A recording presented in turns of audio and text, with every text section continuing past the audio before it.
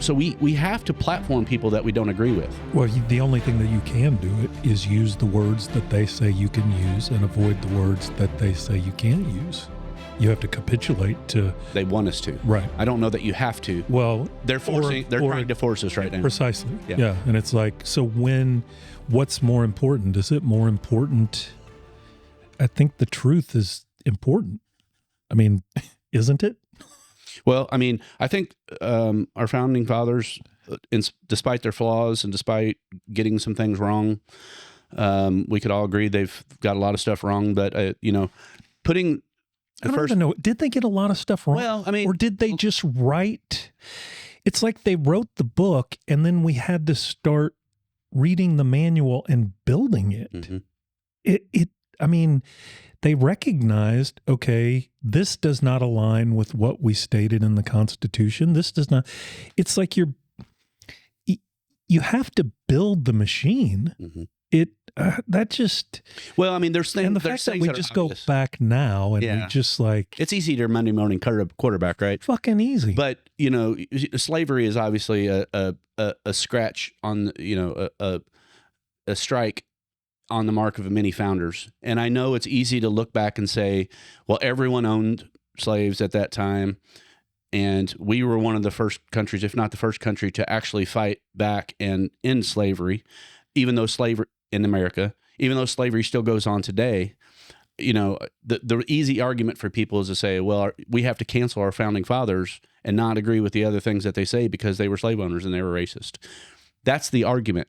That's what we have to fight back against. Right. We have to fight back against censorship and fight back. They put the Constitution together. They put the Bill of Rights together, and the first one is freedom of speech, and it's absolute. First one. It's absolute, and the only to be beaten. The second one is the right to bear arms, absolutely, and that's to protect number one. Without 1 and 2, you got nothing.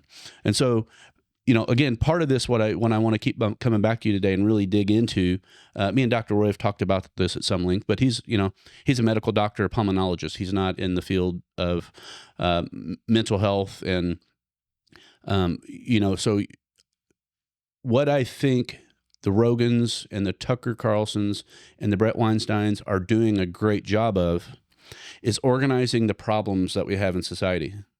And they're putting them into a digestible manner to which people who are interested in what's going on can look through the window and get an idea of what these people are thinking and how they're organizing thought. The goal for me and what I feel like why I'm here is to take that thought organization and turn it into a place where humanity, people like you and me can unite and take those conversations and move them into some kind of an actionable plan. I'm not here to be in competition with people. I'm here to unite with anti-tyranny bell ringers and to organize people around enlightenment again. Let's get out of this dark period. Let's really acknowledge the things that are going on. And we still ran right past that frog water comment and want to come back to that because Alex Jones has also talked about fluoride in the water a lot. He was one of the first tyranny bell ringers saying it's bad. I think it's catching light again that it's, hey man, this probably isn't good. Why do we need industrial waste in our water to strengthen our teeth? I don't think we really need that.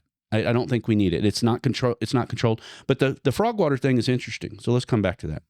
And I want to let you talk because people say I talk too much whenever I start off these conversations. So the reality of it is, and I think it was Tucker interviewed someone, but so we've got a significant amount of estrogen being pushed into our water supply. How's that? Well, the birth control pills are estrogen. And there's an argument, there's scientists that are saying estrogen does not break down. When the body lets go of it through urine, it goes into into the septic sewage realm, and then goes right back into the ocean, the streams and the oceans, and then that cycles back into drinking water, right? We get drinking water from ground supply. Same, I think there's an argument there, and I want to focus on estrogen, but what other pharmaceuticals are leaching into our streams and waterways, what other chemicals from plants and industrial stuff is leaching into the waterways, and how is that impacting our brain and our ability to deal with the world and be is on our game. The frog water thing, again, going back to Alex Jones, why it's dangerous to rule out people that say crazy conspiracy theory sounding things is the people that are really, really good at bell ringing and saying there's something going on here. I don't know quite what it is, but it's not good. That's what Brett Weinstein's doing. That's what Tucker Carlson's. Tucker doesn't even come up with these things. He's listening to other people say their thing. But Alex Jones is one of those people that we ignore at our own peril. So I guess the question back to you is, how do we take signals like that from people like Alex Jones or anyone and turn it into something actionable? Like, how can we use the system or create a new system to fight back? Because the EPA, the FDA, all these institutions that we've always felt are here to help us and protect us have been really identified in the last few years of not really being on our side at all. I think we're kind of the enemy in a way. What do we do with that? Probably the most respected marriage therapist in our field is a guy by the name of John Gottman. I don't know if you've heard of John Gottman. Fascinating guy. Did his undergrad in mathematics at MIT and then decided this was boring, and then he became one of the greatest marriage therapists of all time. So great. Could you suck at something? But he's done fascinating research around couples. He'll put couples into an apartment setting for a weekend, take all kind of biofeedback readings, all of these different kinds of things, see how they react to each other. Fascinating research. But he has reduced down one thing that healthy couples always do in a relationship if their relationship is going to stay healthy. And this is a guy that can, with 96% accuracy, predict in 5 minutes of meeting a couple whether they'll divorce or not. And that says more about his scientific method than his acumen as a therapist, even though he's a brilliant practitioner. But he reduces it down to this, that couples that are the healthiest, that stay the healthiest, always turn towards each other. And I mean, metaphorically, obviously, that has some meaning to it, but then what does that literally mean? And so when we're working with couples, we make the distinction in the communication process between content and process. Content is what you talk about. Process is how you talk about it. And intimacy, to use a biblical reference, in the Old Testament in Genesis, the marital relationship, they shall be naked and unashamed. And again, is beautiful poetry, beautifully metaphorical, but the freedom to share with total security. And you see this in couples. When couples practice turning towards each other, they don't react to each other. They don't get in these endless debates to where, when you see a couple that is, the other thing, what Gottman talks about as the absolute death knell of a relationship is contempt. When one partner has contempt towards the other or they have contempt towards each other, and essentially what leads to contempt in a relationship is one believing that they are morally superior to the other. They are the gauge of what is right and wrong, and the other person's standards are nonsensical and meeting their expectation. And you see contempt. You see it expressed in eye rolling. You see it expressed in huffing. When you see, those sorts of things, it's like, yeah, that's fucked. That scales. And when you and I can have a safe conversation without fear of reacting to each other, without fear of condemning each other, with all of these kinds of things, it scales. And I think we touched on this before. It has scaled socially. I mean, there's two parts of communication: content and process. There's no process for healthy communication. It is, I mean, canceling is the opposite of what Gottman says leads to healthy relationships. And I mean, healthy marriages, healthy families, those are the building blocks of societies, right? Those are what essentially lead to the social scale. And God damn, man, we have to be able to have open conversation. Free speech, if you will. We have to be able to discuss good ideas. We have to be able to discuss bad ideas. We have to realize that the process of getting to what the good ideas are and what the bad ideas are not, first of all, it's not personal. And it's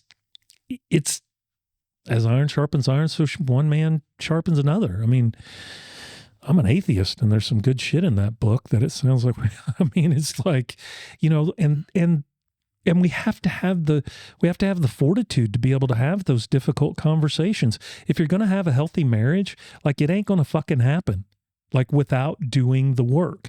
A healthy marriage is a flower garden, and a flower garden takes work. You have to pull weeds. You have to get the shit out. Then you let it grow. But it's dialogue, constructive, rigorous dialogue, and the safety to have that dialogue. I mean, that's why it's number one, right? That's why free speech is number one. Well, I mean, I think you've hit on two really important things, and I think there's a fairly significant distinguishment I want to make. Free speech, to me, really comes down to a person's willingness to accept a person they hate the most saying something that's the most vile thing they could ever imagine being heard, and allowing that information to come into the world, and just say, there it is. To which I would say that's the far end. That's the far end. So right? When most people talk about free speech, they're talking about you don't have the right to not be offended. I think what you're hitting on that's super important when you said no process for healthy communication, to me, that's more of a base level training. You know, is there a course, or is there a series of courses, or are there people that we can turn to create a social fabric that is better at healthy communication? I don't think our kids learn how to communicate with each other through play and through just being in the same rooms together. And play is a big part of it. I mean, play is a big thing. Huge. It's where it begins. Yeah. Right? And if kids are thrown out of that, which a lot of them were for the last few years, that causes a really, really bad problem, a chasm, as it were, that maybe is not recoverable. So to me, like, do we look at our educational systems, which I think are flawed almost beyond belief, but are we teaching our kids the things that we truly need them to know? Meaning, is our interaction with our kids a good enough training lesson for what healthy communication looks like? I can honestly say no. I've getting in periods with your kids where they're annoying the crap out of you, and a lot of times you'll say something that you don't mean or whatever, and it's not healthy. And then the healthy part of it is if you can come back after and say, son or daughter, I really know I screwed up there.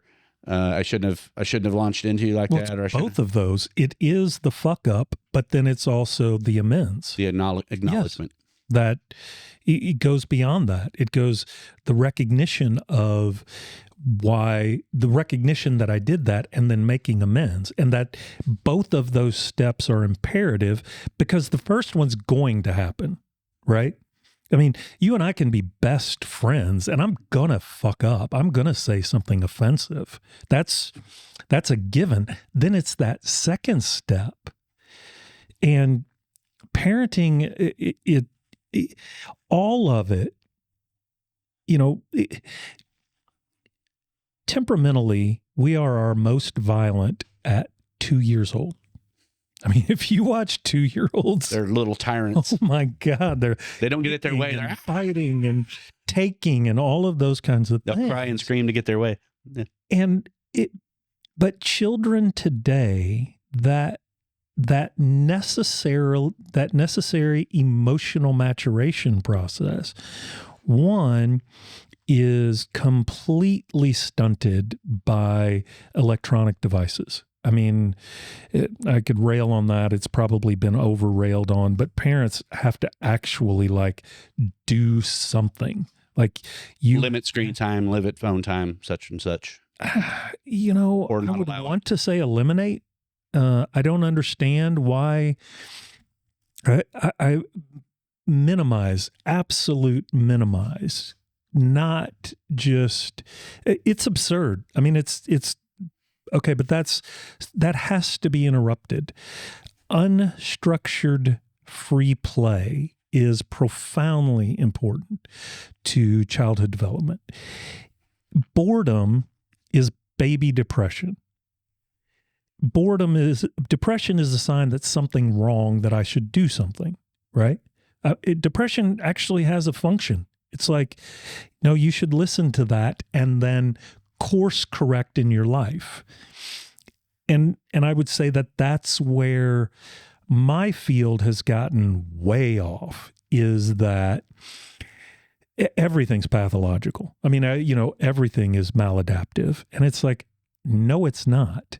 And part of where my field has really dropped the ball is saying, okay, let's listen to that depression. What is that systemically? What is your emotional system telling you? What is making you depressed? If your choices are making you depressed, the solution to that isn't an SSRI. The solution to that is make some choices that are better for you. But that's a whole nother, we can go down that rabbit trail another time. But it's like when a child is bored, like they should do something. They should either be creative or they should socialize. Our kids have no opportunity for free socialization. Kids don't play outside anymore. They don't play in the neighborhood. I don't know if it's like stranger danger. I mean, if some violent act is going to occur to you, the statistical probabilities are it's going to be somebody you know. Like stranger danger doesn't even really exist. The statistical probability of some van driving through your neighborhood and snatching your kid is statistically zero. But whether that's been a factor in it, whatever, it's all of these different sorts of things. But it's like kids have to engage in non-structured free play. Go figure something out. Go just in terms of just their creative processes in their mind, those sorts of things, initiating social engagement, being able to go knock on Timmy's door and saying, hey, is Timmy home? Can we play? Those things are so critical to early childhood development, and they are gone. Like they don't exist. And then and how long has it been that way? It seemed to end shortly after you and I were kids. And now it's like, what has replaced that? Nothing constructive. So you don't have neighbors working together. People are more afraid of each other. People are more siloed from each other. People look, again, back to more tribalism. What do you believe? Do you think this? Oh, well, you're against me or you're for me. And that's in relationships, that leads to divorce. And when you scale it in society, it leads to social collapse. How do we get back there? We got to fucking start having hard conversations. We have to stop being so reactive. We have to, Alex Jones is an odd dude.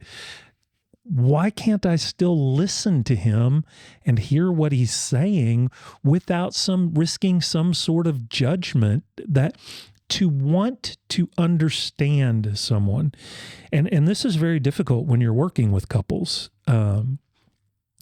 Wanting to understand is not equal to agreeing with.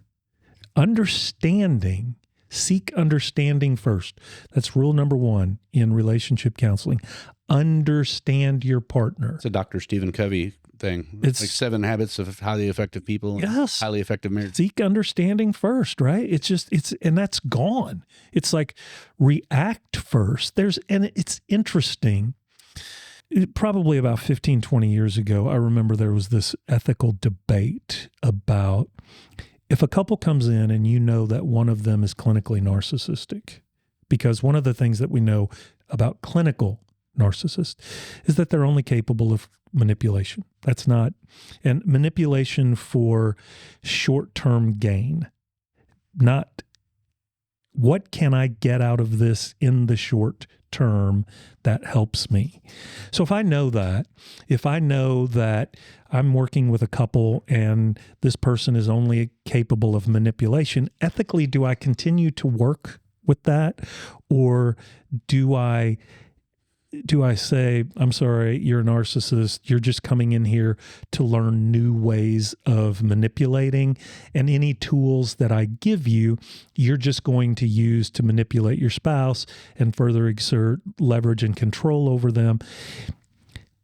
Dude, that's like, is that not an avid description of where we're at today? It's like in terms of like genuinely caring about each other, genuinely wanting to understand, genuinely living well together. You can't even say that anymore. It's like if you say that you just want to live well together, it's like, well, you don't stand for anything. That's what's good. And it's like, we have to do this together or it will end. And it seems like the fact that we are mostly primates is showing its head, and we would rather destroy this thing than figure out a way to live better together. Well, I think obviously we've become, for longer than communication, cell phones have been around and we've been distracted that way. We've become much more secular as a society. You yourself have said you're an atheist, and, there's more, I don't know if I'd use the word I don't know what I would use, how I would describe it. I don't know the numbers, but what I will say is there has been, fewer and fewer people going to church. There's fewer and fewer people having community organizations and community picnics and hangouts, and that interaction that I remember a lot as a child. You can still go to some small towns and see it, and there's people keeping that alive. But that's an interesting point, because I don't know if there's a God. I have no idea. Somebody smarter than me is going to have to figure that one out. Well, if we don't believe in a God, we become the God ultimately. I don't know. In society, to me, and this is one of the things that Weinstein's talked about a lot. Tucker's interviewing people that talk about a lot. Rogan's talked about a lot. If you have a vacuum, the brain will always go to the next highest power. So, the problem with a bureaucrat that doesn't believe in God is they believe their own law and ideas can take that number one spot. You're not there's no higher authority above you other than what you can construct in your own brain. There's nothing that you're looking at or looking toward in the future as a reward or a punishment. And I'm not making this argument to say there is a God or there isn't. I'm saying it structurally. Higher order, I would agree. Yes, but most people don't understand what that means. Yes, and moving towards a higher order. But that's never trained to people that are not in church. The understanding of that is you have to figure it out. And a lot of times by the time you figure it out, you've already become a narcissist, psychopath, or sociopath, because you've not figured out a way to organize yourself in society. And you think that your ideas and everything that you're doing is at the top of it. And then so you're pushing power and being a tyrant to all those around you without looking to a higher power and a guide. You know, Okay, I can agree with that. Breakdown in family, there's no father or mother there necessarily to say, you need to sit down and you need to stop. I'm the boss here. You can't talk like that, because when you So remove here's those my question. So this will be fun. Did sociopathic narcissism happen in the church first? Maybe yes. I mean, it's everywhere. I mean, right. It's everywhere. But the church should be able, if the church was functioning right, and we could definitely have a conversation that it's not, those things would be freely spoken upon and vetted, and those people would be called out to order by the people that are around them in the church. The people that are supposed to be loving them shouldn't be empowering narcissistic type of behavior. They shouldn't be empowering people that have this God complex. You know, just because you wear a thing doesn't make you the thing, right? It doesn't make you the God. Right. What you're supposed to be doing is sitting with people and learning along with them about what the Bible is and what the path towards this thing that they all go towards, you know. And the reason I think it's important, interestingly, I mean, we can because I think what's the solution? The community church, the way that the church, and, you know, using an Acts 2 definition, meeting together, the breaking of bread, giving to one another where there is need. But then it's like you have this whatever this thing, the mega church is, which I had a pastor on my podcast, and I think the title of the podcast was "Why the Church Sucks So Bad." That had to get some clicks. I asked him, "Why does the church?" I asked him, why do pastors like having sex with women that aren't their wives so much? What? Maybe you all should fix that problem. But back to the small community church where people sit next to each other. They sing songs. If you want to sing songs, they commune. That's where I don't see any place where we commune with the same sort of ecumenical spirit, if you will, that we're coming together and we are celebrating our humanity. We are committing. I can push back on you a little bit there. All right. Think about a bluegrass music festival or a place that you can go and dance, but the only problem, interact but frequency is not. No, that's where I would say we're not deadheads, right? We're not going to Grateful Dead shows wherever we can go. No, I agree with you. Yeah. And to some degree, you know, I could say sporting events, it's like the kind of that sort of community. But in terms of I don't know. I kind of think a lot of those people are narcissists, psychopaths, all in the same building sometimes. Here, I only, and here's the story, because this is really fresh in my head. We just went up, we were in Bloomington in Indianapolis, Indiana this weekend. But this is youth sport. These are your children. Oh, it's even worse. It's even worse. We played a team, and let me just say this team is a U14 team, meaning kids that are 13 and 14-year-olds playing lacrosse. Okay, we played this school. I believe they were out of Bloomington or Indianapolis. I don't remember. I think they're a Catholic school, ironically. And I have never heard so many. I mean, these men, the dads, were some of the most obnoxious, vulgar people that I've ever heard in my life. And they masked what they were doing to be supportive, as being supportive to their own team and their own kids. But the way they expressed it was so off-putting to me, to my wife, and to other parents from our team. And we, I'll say it, we go to a Catholic school. Our kids go to a Catholic school. So, and we go to a Catholic school who is very well known in the state for winning a lot of sports championships. And the difference in these two parent groups, and I'm not saying our parent group's perfect. There's definitely flaws. There's definitely things like there is all over. But it was, when I say narcissistic, psychopathic, our kids playing on the field were intimidated by the parents. their loud, obnoxious noises and whatever. I mean, it was insane. And I just went down a rabbit hole there just to say, like, when you put people in an arena and they believe that sport and that game is the end all be all, and if their kid wins that game or the state championship, it's the most important thing on the planet, there's a real problem with that. I mean, we have to take it as entertainment. I want my kid to do well. I want him to get better. I get frustrated if I don't think, he's making enough effort as what I think he should, and I'll coach him on that. But I'm not, what I saw and witnessed is definitely not good for society. Well, and I think it speaks to multiple generations of men that have no meaning in their lives. Right. And it's like Thoreau says, most men live lives of quiet desperation. I think when you're in an environment like that and you see that a child has no stake in his own life, like the child is not at the controls of their own life and their parent is living their life through their children. Sad. I mean, to describe that as narcissistic sociopathology is like, that's not hyperbole. It's like, and can you not even see it? Can you not even see that which they can't, which is, I mean, lack of insight by definition is narcissism.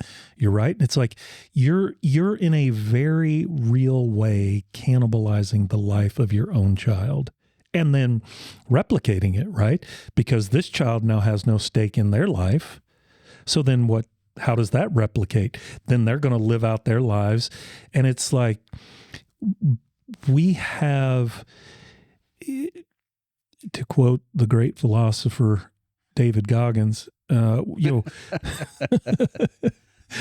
nobody knows who David Goggins is. He's an extreme sports. I mean, I don't know how to explain him. He's an extremist. If you don't know, go look it up. Yeah, because you're missing out on. If you're not running marathons and killing yourself every day through physical activity, you're a wussy or something. I don't know. But what I would say is interesting about Goggins, if you read his first book, is this is a guy that fought his own war internally. I mean, he lived through hell as a child.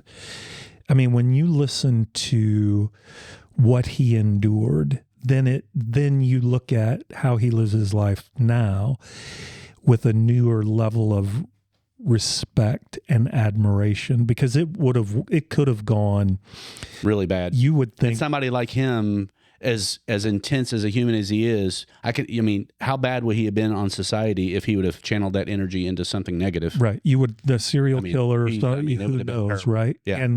And he makes a great point. He says that men today have no great battles to fight. They should fight the battle within them.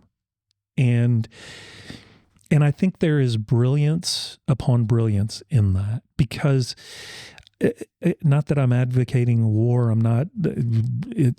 That's not even the point. But it's like when you are called to do something higher than yourself, which you and I were talking about earlier as it relates to God. I would say that would be my practical essence of God, is when I am called to something higher than myself, my own self-interests, those kinds of things. And maybe you really don't understand where it's even coming from. Precisely.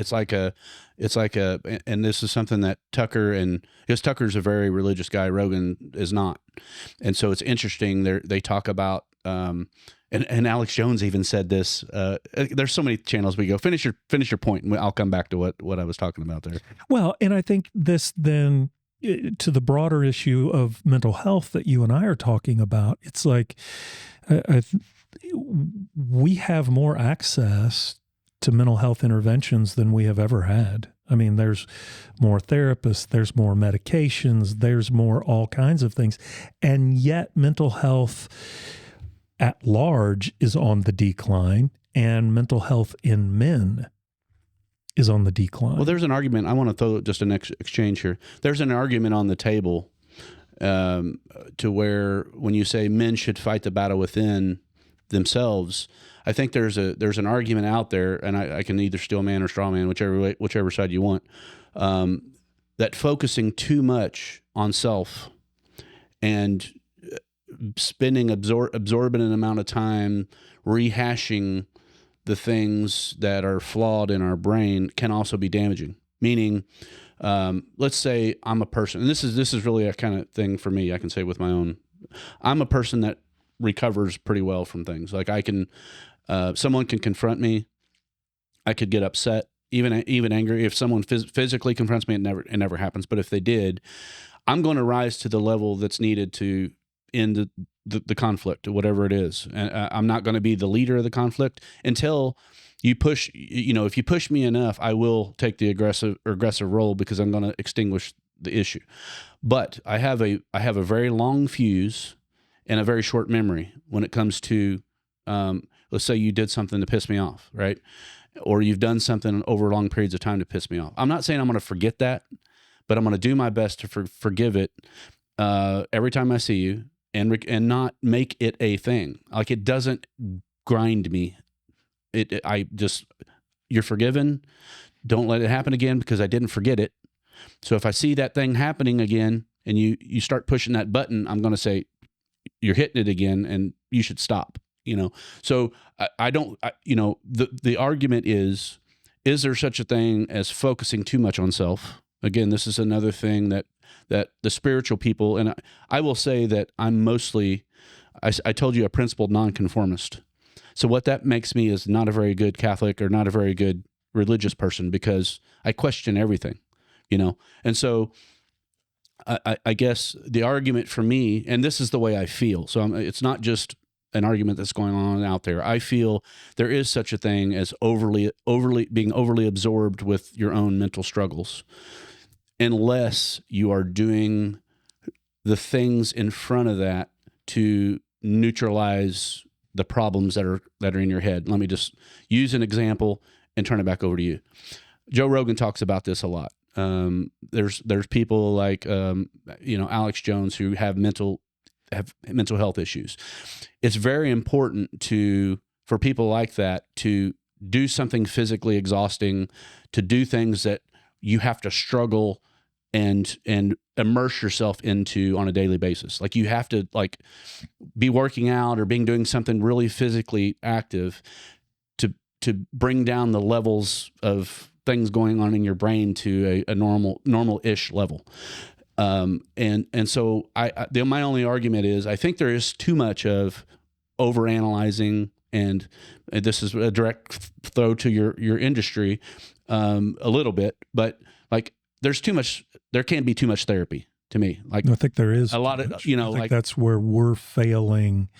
I think that's where we are failing, is that there's not enough. What are you going to do about it? Right. How are you going to change? You should be working yourself out of a job every time you meet with somebody. That's the goal. Exactly right. I mean, 100%. But that's not what's happened. That's not what's happened. It's take a pill and let's talk about it next time we talk about it. Precisely. And that's where, last week I had a guy fire me. Fucking love it. It's not good for business. But for him to be able to say, I think I'm good. And it's like, awesome. And pat yourself on the back a little bit there. Fuck yeah. I mean, it's like, well, good. I got an open hour. I guess I'll go go do a podcast. Yeah, whatever I want to do. But it's like, you're precisely right. Is that, and what, my mind's going in 1,000 different ways. I would say that you and I are in perfect alignment on that modern therapy has become that. It's people feel better when they go to therapy, and they don't feel better when they stop going to therapy. That's a fucking problem. That is exactly the opposite of the outcome that our field should want. I mean, that by definition is me developing you to depend on me. Guess I'm going to have to see you. That's not what fucking therapy is at all. It is as quickly as I can get to you saying, I don't need to come back next week. It's like, we hug, you know where to find me if you need me. And so I would agree that you and I are in exact alignment on what therapy has become. And there's a lot of, we're just now, who knows how long we're going to be able to have this conversation before the people that are having it get canceled. The majority of therapists are women, and the majority of people that go to therapy are women. So okay, that's just factually true. That is not a controversial statement. Women tend to be more verbal, tend to benefit more from talking about things. Men develop a sense of competency from doing things, actionable steps. What is it that I need to do to get my life in order? We don't keep track of negative outcomes. Whereas within the medical field, like, that wasn't supposed to go that way. That's very bad. We don't keep track of those sorts of things. So I would agree with you that there is a warning sign that we have more access to mental health interventions than we have ever had, and mental health continues to go downward. That needs to be explored from. Are there sociological factors that go into that? Absolutely. I mean, is technology enabling us to communicate more effectively with each other, or is it hindering us? There's 10,000 things that need to be explored there, but all 10,000 of them need to be explored, and none of the questions should be off limits.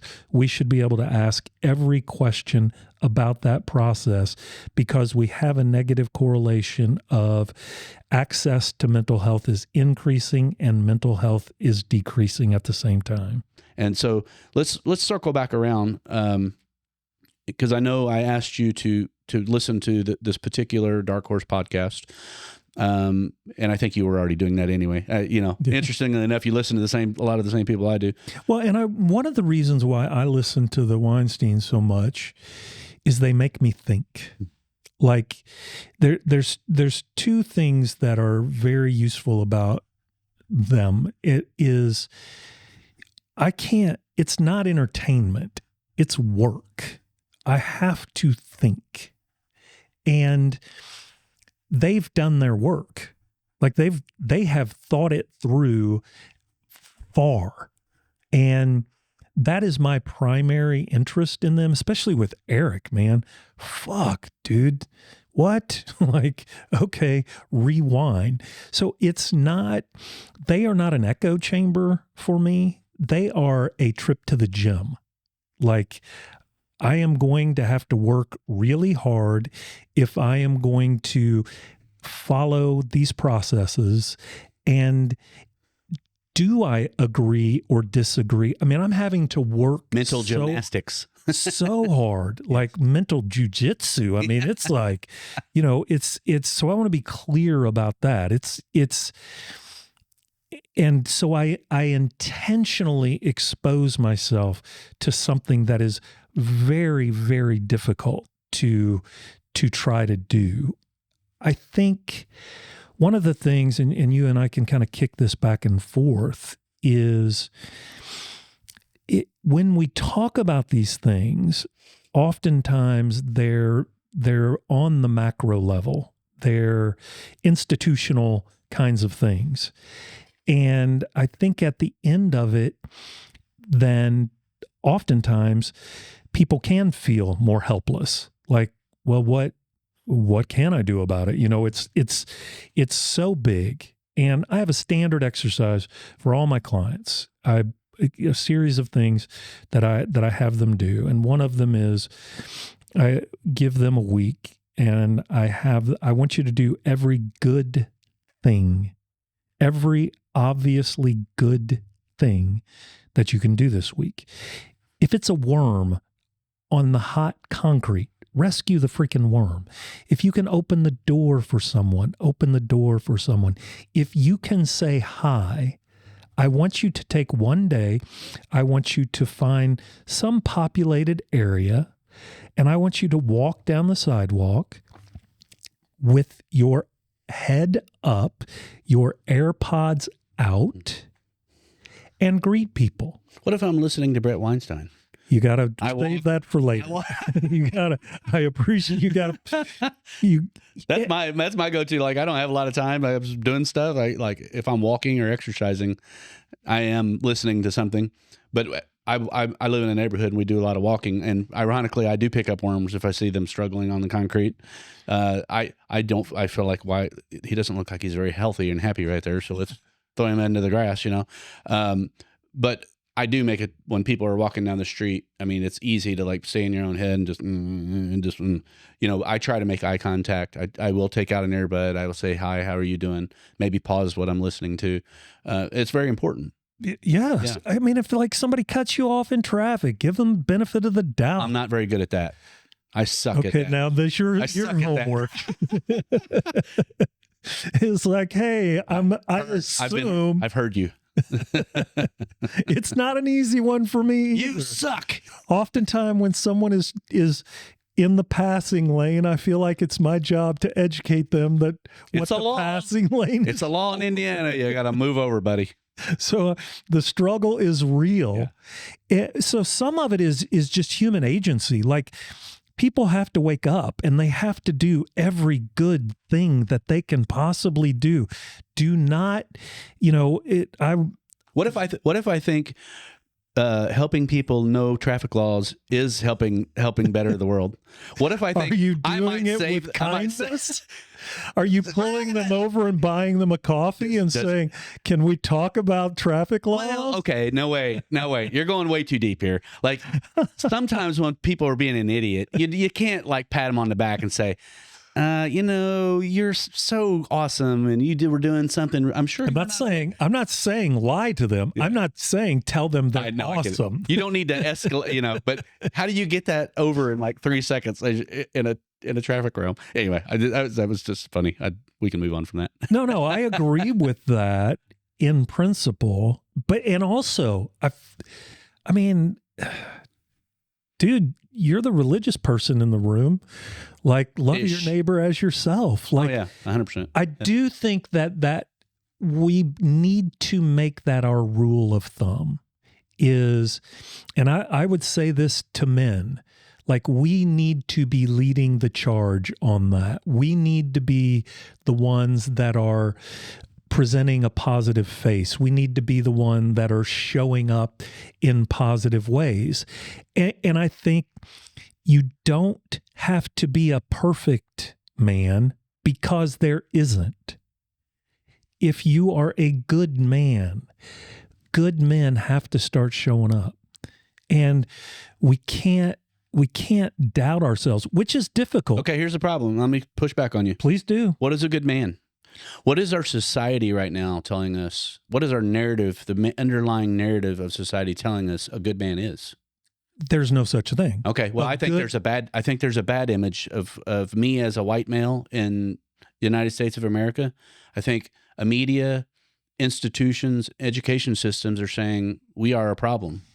No, I think they are absolutely saying that. And I would say that the solution that they are offering is the only way that you can be a good man is recognize how much of a bad man you are and keep your mouth shut and go to the back of the line. And that's the opposite of being a good man.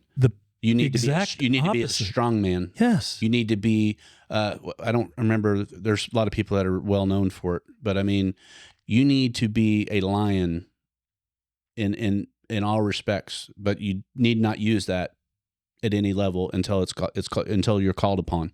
I mean, you have to have mental strength. You have to be able to be in control of yourself. And you said this, like, be the best version of yourself.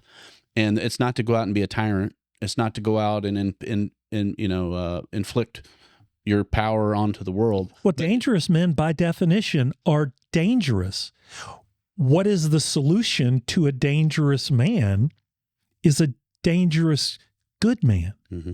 A man that, one, can recognize that, and then two, stand up against that, resist that. And it's like, you're exactly right. Like the emasculated male of, I'm sorry, I'll try harder. The number of men that I work with that have no clue how to participate in their marriage, zero. Their idea of participating in a marriage is being sorry and trying harder. You're right, honey. I'm sorry. I'm going to try harder. And women are unhappy in marriages. 70% of divorces are initiated by women, and that's just statistically true. There's obviously a variety of reasons by that. But most men are good men. Otherwise, society would not be, we would have never evolved to this level of progress that we have technologically and socially. Have we gone far enough? I don't know. Have we done a pretty good job? I mean, I've always thought when our field and academia came up with microaggressions, that you now have these subconscious questions or thoughts or microaggressions. Like, that's how hard we're having to work to keep racism and sexism alive, is that we're creating, I'm not saying that there's not sexists. I'm not saying that there's not racists. There absolutely are. But when we start to look on a macro level, we've done a pretty good fucking job. Well, and you can't cripple or hamstring all men with the guilt of, well, some men before you were bad and some men before you were racist and all these different things, so therefore you are, or therefore your tendency will to be always that, so you need to be subservient. You need to get in line. We're going to put these other people ahead of you. I mean, that so obviously creates a weak society. It so obviously creates a weak father, or a father that doesn't feel like he can, be the father he needs to be. But it's also leading to divorce. Yeah. That's not even like an esoteric argument. That is like better than, what are we up around 60% of marriages are ending in divorce? That should be something, especially when we know all of the data about children that grow up in single-parent households. And I will tell you, I did expert testimony in high conflict divorce. We have a category for this now called high conflict divorce. What parents are doing to their children in divorce today is the fact that I have to sit in a courtroom and plead that, please stop using your children as pawns in this divorce. Please be adults. Have whatever acrimony you have between you, but don't take it out on your children. I fully agree with you, Jeff, but we live in a society now that it's become normalized or even rewarded to push a trans agenda. Like we have parents, and it seems like it's more mothers. I think it feels that way, but I don't have any real proof of that. But you talked about the narcissistic parent who wants to present as the caring, giving, nurturing person to this kid. So they're giving prepubescent kids the option, if they don't feel like girls or boys, to become the opposite.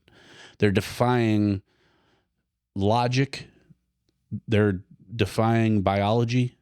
They're defying everything and hamstringing a child who oftentimes would grow out of a lot of these feelings. I don't remember. Well, better than 85% of the time, in instances of what used to be referred to as gender dysphoria, just identity confusion is probably better, but gender dysphoria is fine.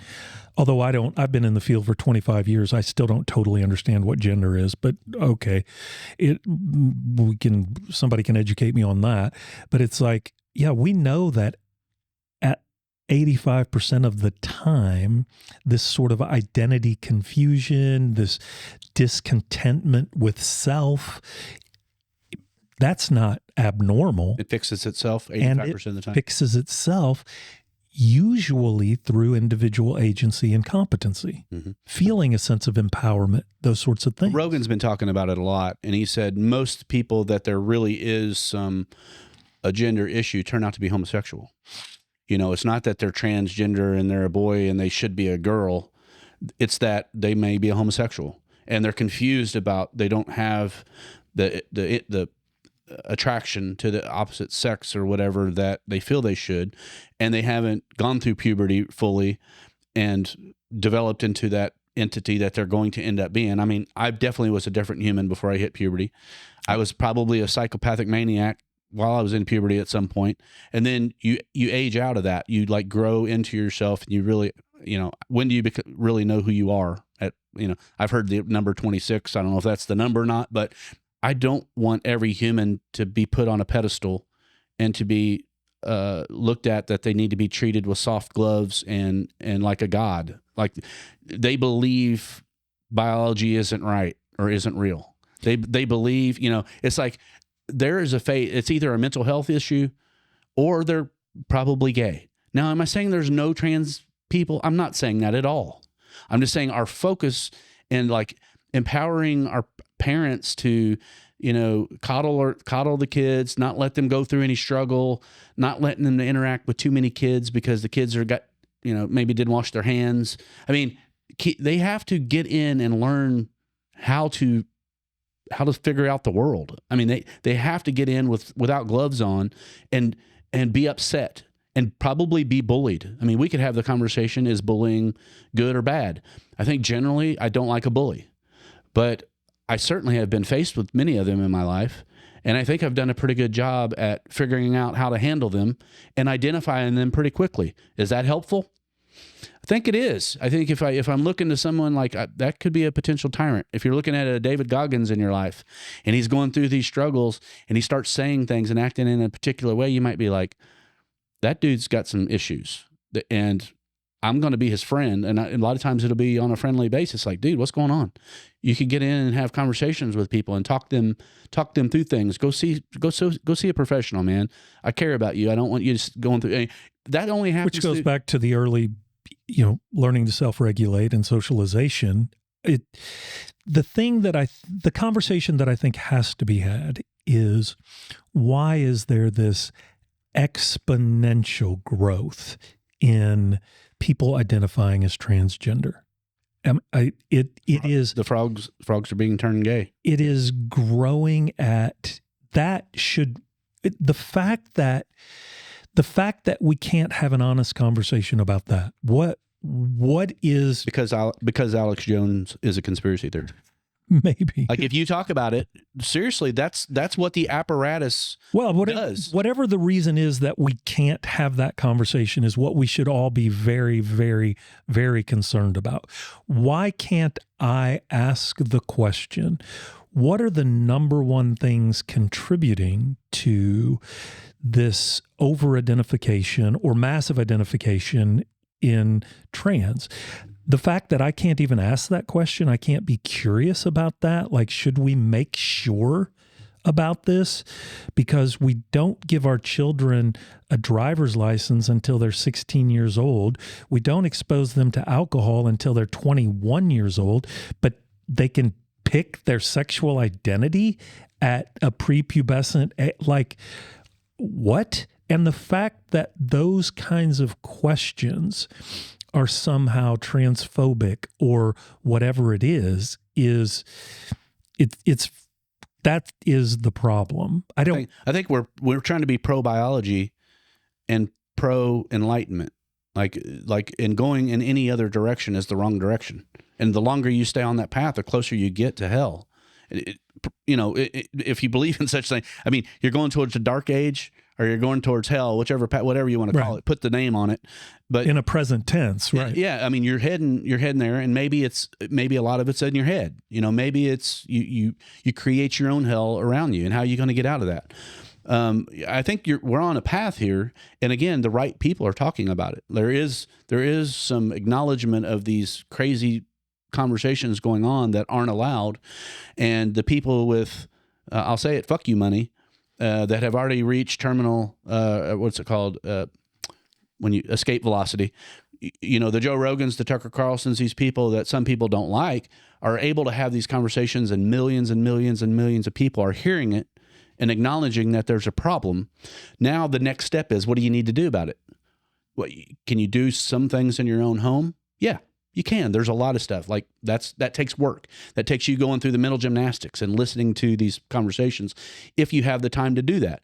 My idea for the truth-seeking apparatus is most people don't have time to listen to 3 or 4 hour podcasts, let alone 6 different 3 to 4 hour podcasts with different. Right. So where does all that information go in a collected area, and which isn't owned and corrupted by people that don't want you to do anything but take the pill that fixes it, eat the processed food that they want to sell you, get the pharmaceutical drug that, you know, the wrong people are in control of the narrative. The wrong people are in control of the data sets. Like, so for me, I always want to take this and I want to like, okay, one theory based on frogs or the water's turning frogs gay is there's estrogen in water. I would like an organization other than any of the 3-letter organizations that currently make up our government institutions to do that without risk of being deplatformed. How about a new EPA that's funded by some of our tax money that the government doesn't get to control? The FDA, all these different, you know, American Medical Association, you name it, they have financial quarterly goals to be met, and they have narratives that they protect because they like the power and control. You know, we've touched on the trans thing a little bit. How deep do we need to go in having conversations that aren't already being had? I mean, you can give your idea on it if you don't feel like I gave you enough time to air that. But I mean, I think there's a lot of social contagions that have happened over the past bit. And you said it very clearly and very eloquently about our, focus on cell phones and electronics and, not interacting with people and all these different things that aren't allowing our kids to develop, aren't allowing ourselves to develop. I mean, we need to be better and better at listening to people and not to a TikTok. Well, and I think our tendency is to think that because of the complexity of issues that we are confronted with, it's like when you hear, well, put your fucking cell phone away and have a difficult conversation with your spouse, or just go be with your child. It's like, oh, Jeff, well, you just don't understand the complexity of the well, guess what? Those fucking problems didn't get there overnight. That's what I tell every couple. Your marriage didn't get like this in a day, and I ain't going to fix it in a day. And given the degree of neglect that you have done to your marriage, it's just let that kind of be a signal for how long it's going to take to fix it. But we can't let the things that we know we should do, we can't think that those are too simple of solutions. We got to start somewhere. We've got to start fixing things that we can fix. You know, it's Peterson's clean your room. It's like you can't run the world if you can't keep your own room clean. It's like make your bed in the morning. Do something. Do something. And that's why, especially now, because it's shocking to me the number of people, well, everyone, including myself. I mean, this is hypocrisy, but like everyone at the gym has AirPods in. That's not like a communal place. That's like a stay out of my way place or sort of thing, except for people fucking videotaping themselves. Like, what the hell is going on? To put it on Instagram, like, take a butt shot. My God. It's like, and I can get discouraged. And then I have to remind myself, I mean, the healthiest way to lose weight is a pound a week. No one wants to do that. Everybody wants the 20-pound magic fix. Guess what? You're not just going to gain that weight back. You're going to, and that scales. Principally, that is true. Like, pick a small fucking thing, start doing it tomorrow and the next day and the next day and the next day. If all of us started doing every good thing that we could do, and I'll make it simpler, every kind thing that you can do every day. If that scaled, if we actually did it, but we're kind of in this position now where the problems are big. I'm not denying the complexity and the enormity of the problems, but we got to start doing something. The first day at the gym sucks ass. It's like, how can this be good for me? This isn't making a difference. This isn't I won't be able to doing move anything. tomorrow. Precisely, right? Chad, I'm stuck on the toilet. Can you come Help me out. give me a hand? Like, yeah, I get it. But we've got to start somewhere. For anyone that's listening, if anything resonated with you in our conversations today, go do it. Go do that thing and keep doing it. And once you have habituated that into your life, add something to that, and then add something to that. Don't let YouTube or TikTok that's not your thing. If that's where you're spending all your time, and again, I have to heed this own warning because, dude, I can burn some time on YouTube. Mm-hmm. There are so many brilliant people talking about incredibly brilliant things. And it's like, at the end of the day, if I want to be in shape, I got to go to the gym. Whatever that is in your life today, that thing that you can start doing, you got to do that thing. If it's big, if you're a person of significant influence, you got to do that thing for you. If it's just now starting to get your shit together, the best time to plant a tree is 25 years ago. The next best time, right the fuck now. Do something. Don't do nothing. Doing nothing, unless you're a shitty, awful human being, is not the solution. If you are, in fact, a shitty, awful human being, you're not going to change anyway. But stop doing that. But the good people that really care about other people and want to make a difference, start doing something. You got to do something. I guess at some point we'll have to have the conversation of how I ended up in seminary. I got time today. Go there. That's an interesting story. But I don't know if I'm an atheist. We can have that conversation another time, but I love the Gospels. I love reading about the life of Jesus, not as a personal savior, but just from the perspective of historical narrative.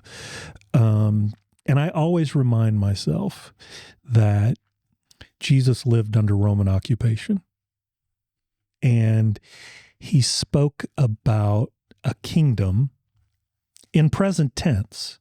Thy kingdom come, thy will be done on earth as it is in heaven, while they lived under Roman occupation. I'm not endorsing that. I don't want to live under occupation. But at some point, I have to enjoy my life. I have to experience the love of my partner. I have to take in the beauty of my children. There's a balance there, is what I'm trying to say.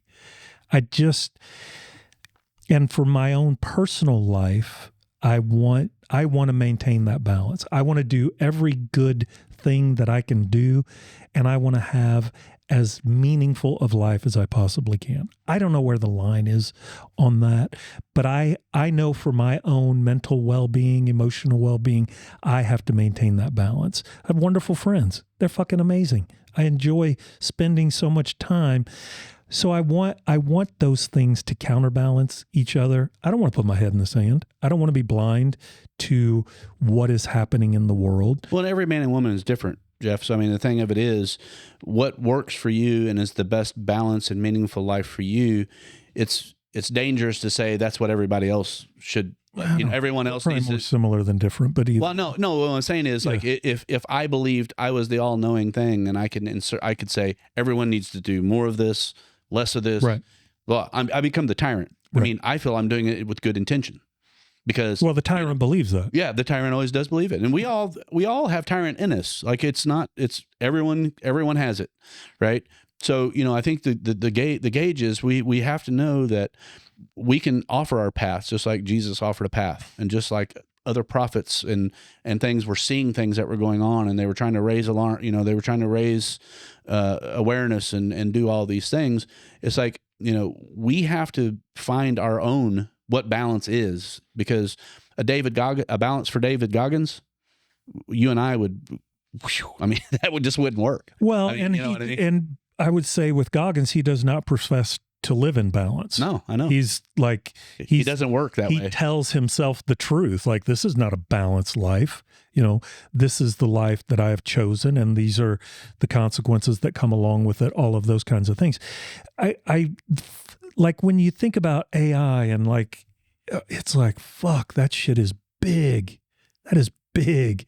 And so one of the realities that I have to live in is that death smiles at us all. All we can do is smile back. And so it's like, I don't know where to land on all of that. I want to look at my children with wonder. I mean, I work my ass off raising those little shits just for them to move away so I don't get to see them very often. I'm not bitter about that at all. And, so it's like, where do we maintain all of that balance? I don't know. Do the good that you can do. And kudos to us, right? I mean, we're taking a fucking chance. This conversation could go really bad for me. Like, this is... I don't know. You haven't said anything that is too far out there. And, I firmly believe, I've had people talk to me about it for a very long time, like owning a business. And, you can't share your opinion on Facebook because you may have a potential client that might be offended by something that you said. I'm like, well, I feel like I'm speaking my truth, and I'm not saying that's right. I'm not saying I'm right at any stage of it. What I'm saying is this is what I believe. And if what I believe turns to find out that is not true, I would much rather be called on that quickly and readjust my path and hear it from people that care about me and know, rather than, oh, there goes that Chad talking on Facebook again. You just got to listen to that. Don't listen to that. I mean, if it's so flawed, then, I want people to tell me that. I do have people say, well, why do you focus on it? What difference do you think it's making that you're saying that? I'm like, I don't know if it makes any difference to a single person. Right. It helps me daily understand the information and the things that are going on around me. And I'm trying to make sense of it in my own head. I'm trying to say, here's what I'm seeing. And I'm not claiming to be prophetic in any way, like an Alex Jones, but there has been many things that I've seen throughout decades that I saw very early on that I knew was a problem, and I didn't know how to talk about it or make a difference in whatever. It was just like, oh man, this is going to be bad. I mean, I had that very early in the pandemic. I had the sense that it wasn't what it was claiming it was purporting to be. I don't know if I was listening to the right people or had, a different sense of things, but we can't ignore those things. We can't, when if we're having the God argument, and people who are in the religious realm would have this argument, it's like, you can't ignore the messages that you get and the direction, the nudges that you get. Because if you have these feelings and these thoughts every day, and it's not damaging to other people, I'm not harming other people in my thoughts. I'm not trying to destroy people's lives. I'm simply... But as we previously stated, thus thinketh the tyrant as well. Exactly right. Like, whenever we're within the confines of our own minds, we can justify anything. 100%. Yeah. So if I start acting out on things and trying to solve it myself and punishing people around me because they're breaking some code that I've created in my head, that's really bad. But that's the stuff that fleshes out in the legal system. You get people that act out and break laws and they go to jail. I've avoided that somehow. So How close have you gotten, Chad? Is it like, as far as I know, not very close. Okay. I may be on a watch list or two, but that's only because of the words that come out of my mouth. Yeah. So, but for me, it has to be, when you talk about meaningful balance and a meaningful life, there also is choice, and the choices that you make aren't always the best choices for you, but you make them anyway.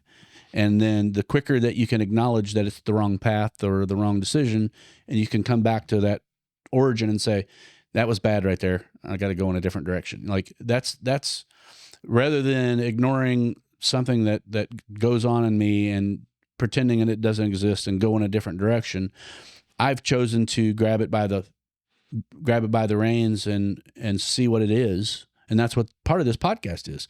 Like, and the only thing that I can say is that why I keep going is I have countless people on a side come to me and say, hey, Chad, I listened to your podcast. I've listened to the words that you say on Facebook, and I mostly agree with. I don't agree with everything, but I agree with a lot. I just can't say anything online because I have a family member or I have a job, and I can't agree with everything. I mean, I hear people getting fear of censor and cancellation, and that terrifies me.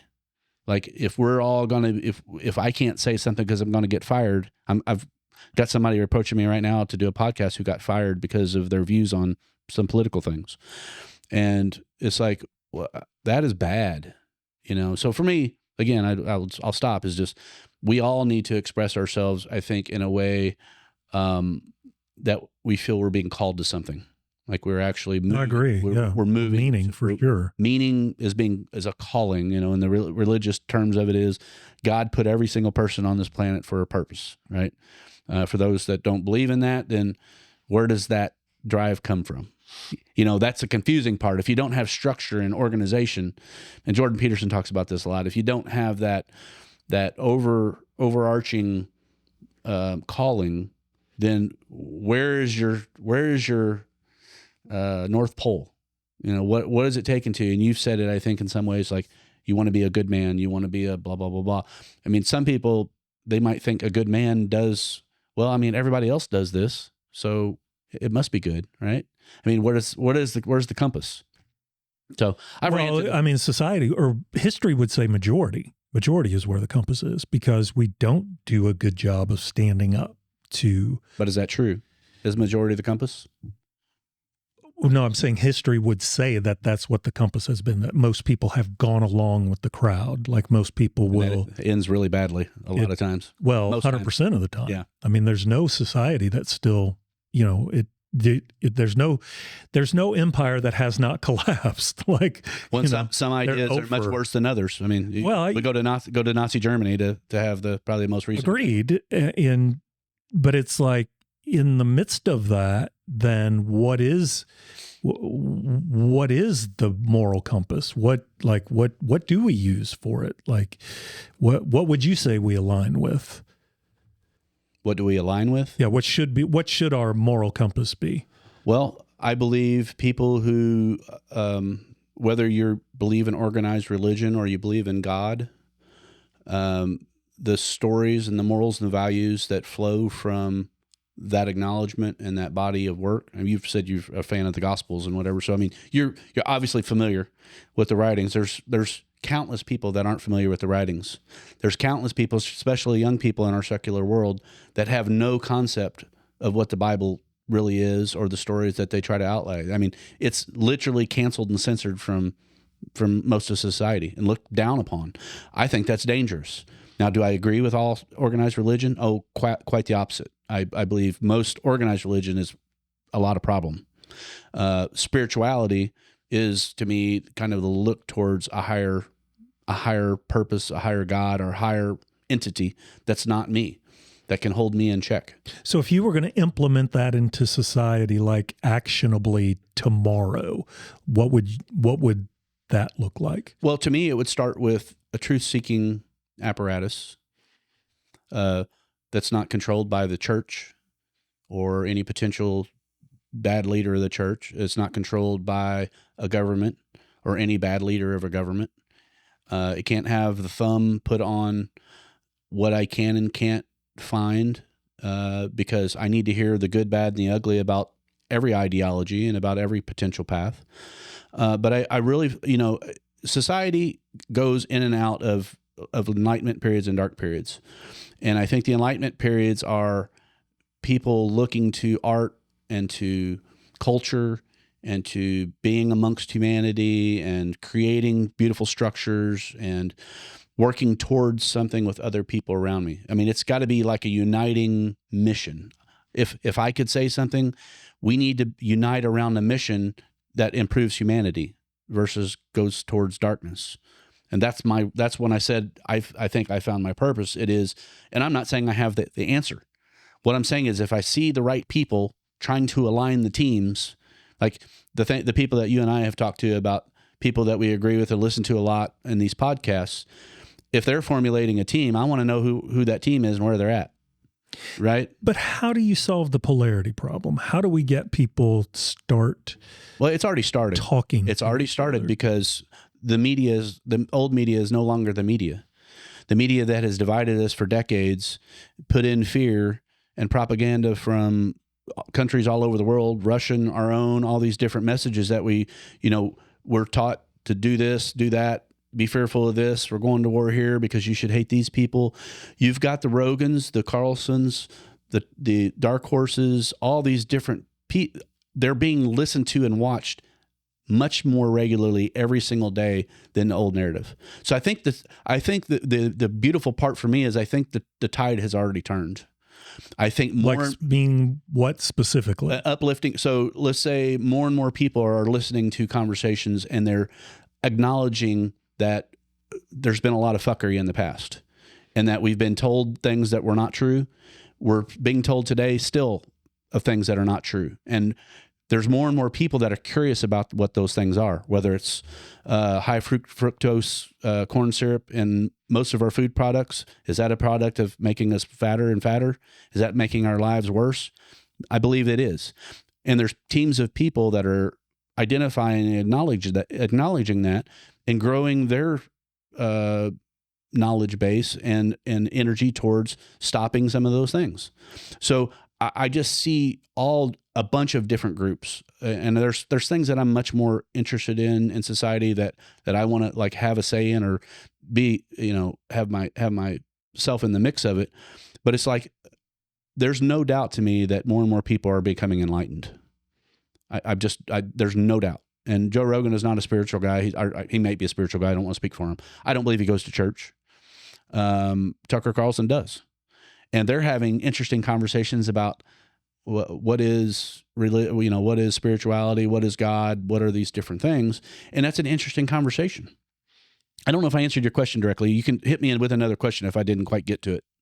Well, you feel like the tide is turning, then what needs to happen next? Like what if I'm listening to this, it's like, okay, Chad, what should I do this afternoon? Okay. I would say reach out to me or people like me, reach out to you or people like you, people who are organizing ideas, who want to be on a team. The problem I have with these conversations that are going on, you actually finally got me to get there. It took me a minute. I'm a little dense. I'm a little dense like sometimes. I'm a little dense sometimes.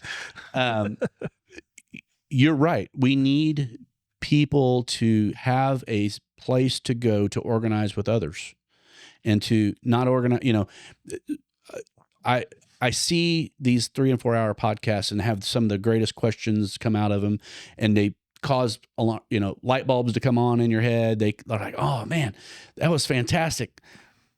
What next? And that's the end of the conversation. It just stops. To me, technology, what AI might bring to us is a place to where these conversations can go. And it's not just Tucker and Rogan having them, but more and more people taking the concepts and the conversations and communicating and putting some of the things into action more. Like they have a conversation about, part of the problem is, I don't know, parents aren't as involved in schooling their kids as they should be. We should have more people getting on PTA boards and more people really looking at the curriculum and focusing on that. Are kids getting good training in communication and reading and writing and getting time to play in a sense of learning those skills that they need to be learning? I know when I went to school, I think we had 3 or 4 recesses a day, and we'd go out and play. We go out and, start the day up, recess, morning recess, lunch recess. normal day for me, having maybe scrapes on my elbows or sweat, a frisbee hit me in the nose, like or butt sweat. I mean, just what we would consider to be very uncomfortable, but very required. So do I have the solution to what that looks like? No. But if people are listening to that, and there's been more and more of that, there's people trying to get involved with school boards. There's been a lot of canceling of people. We've got watch lists from the FBI because parents are trying to get too involved with their schools, their child's curriculum education. So we're rebelling. There's people that are, they're standing up to authority figures. They're standing up to these institutions that are breaking all around them. And the Rogans and the dark horses are the ones that are spotlighting. They're saying, red flag here. We've got a problem in this organization, and I'm not pretending to know the answer to what we're going to do. Let's have the conversation about what we're going to do. That's what I feel Dark Horse does the best job at. They're taking these big things, and he's working them out in his head, and he's like giving an education to us about, my truth-seeking apparatus. I was working on it before I even started listening to him. But when he did, I can give you the podcast name. I don't remember the number. It's like 146 or something. He described the truth-seeking apparatus. He said what we need is a truth-seeking apparatus, which helps sort signal from noise, and it helps people acknowledge and see the things that are going on around them, and to educate them so they can make better decisions moving forward. That is about as simple as you can get it.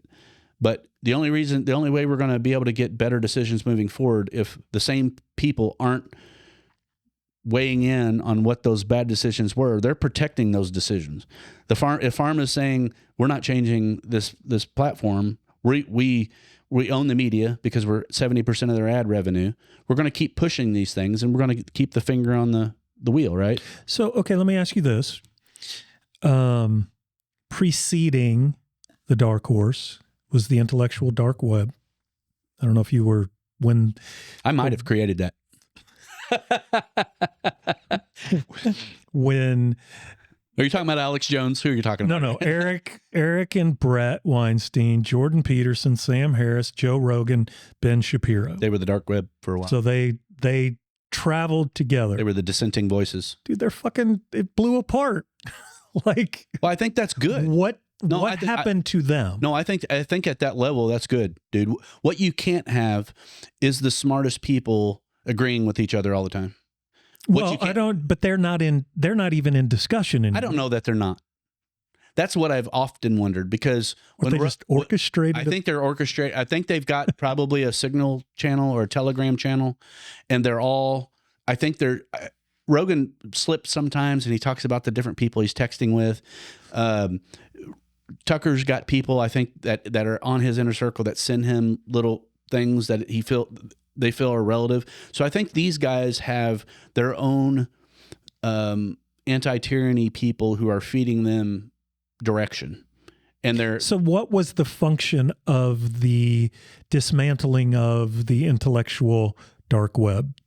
Say more words. I'm interested. I just don't understand what you're getting at. Well, there was a period of time where Sam Harris and Jordan Peterson, and Rogan was more peripheral, but Ben Shapiro and both the Weinsteins would have public debates, and they would sit around and they would discuss, and I found it stimulating because it was just like no holds barred, so to speak, but they don't seem to collaborate anymore.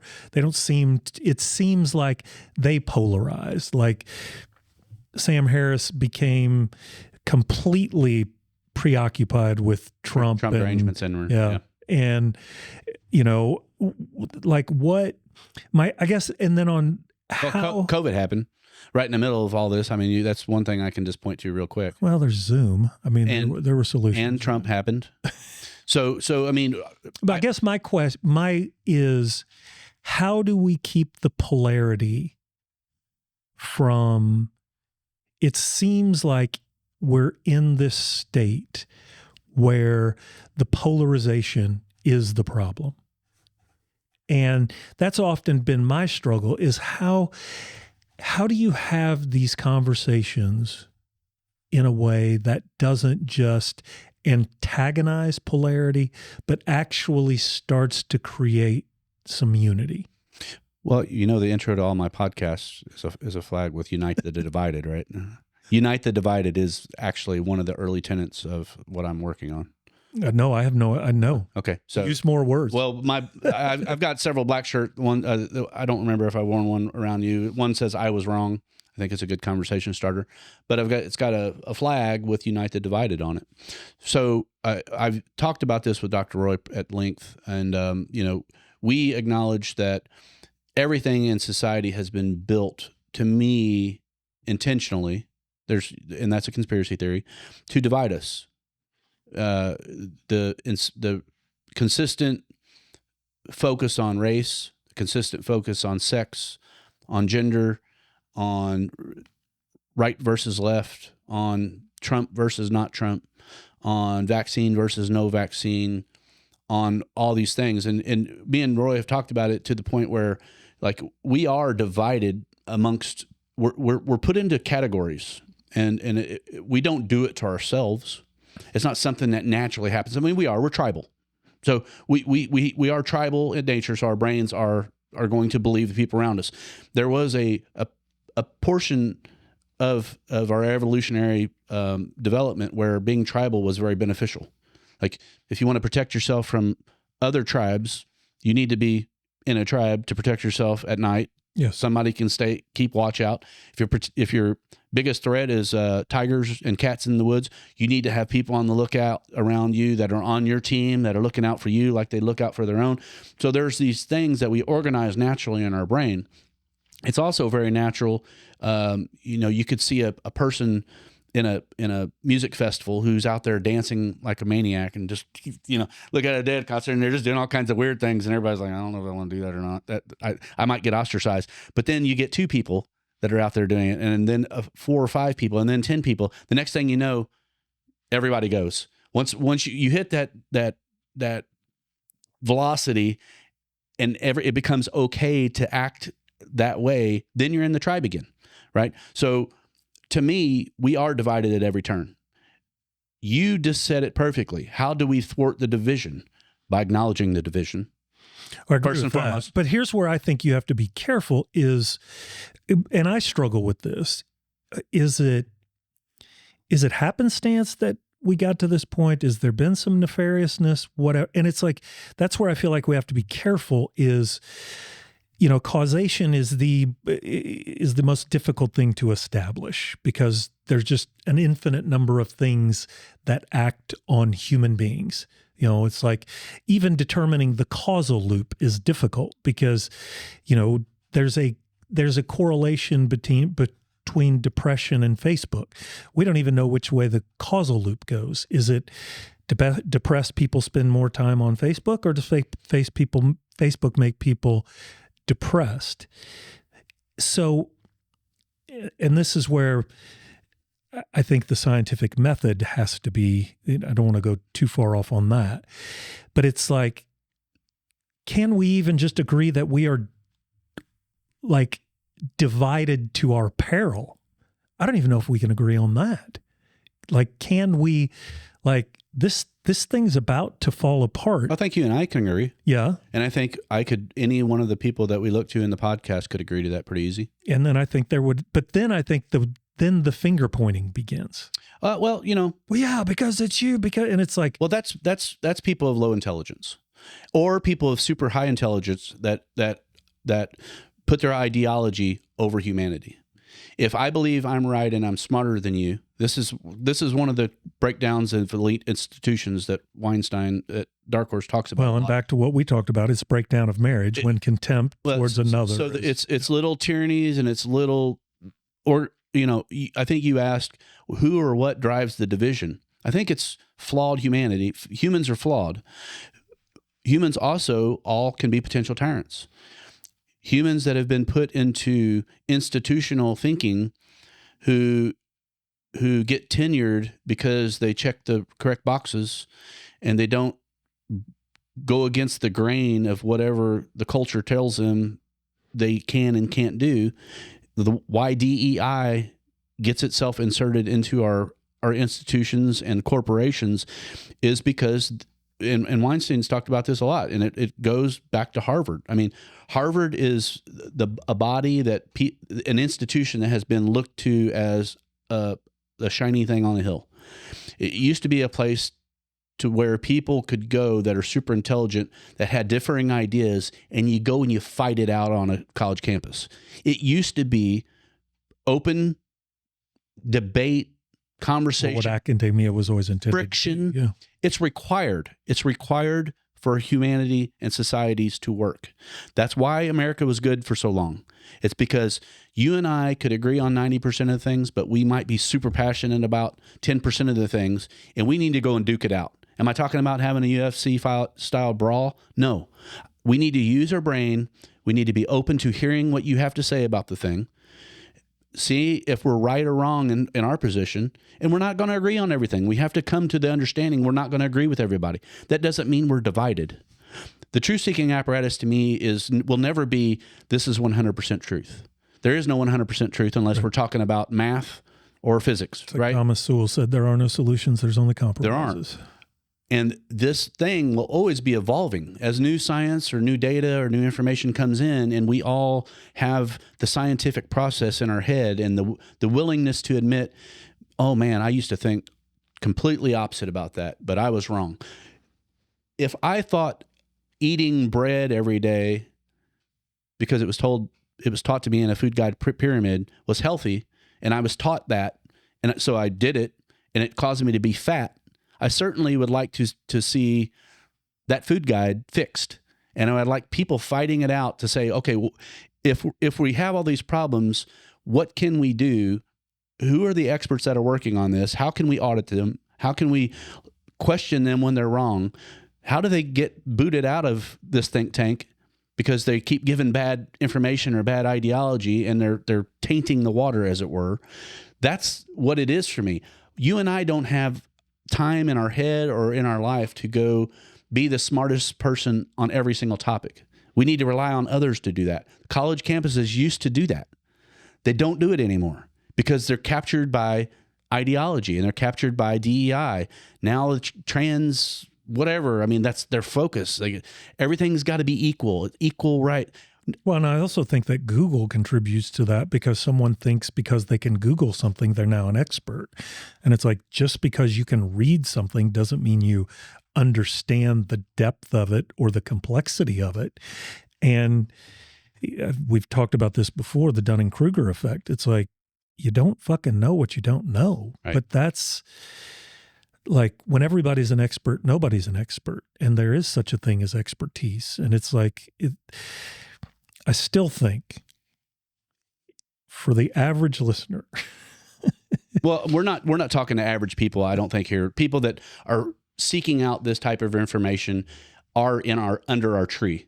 You know what I mean? Yeah. So there is I have a battle plan, and there's, you got low hanging fruit. It's a marketing concept.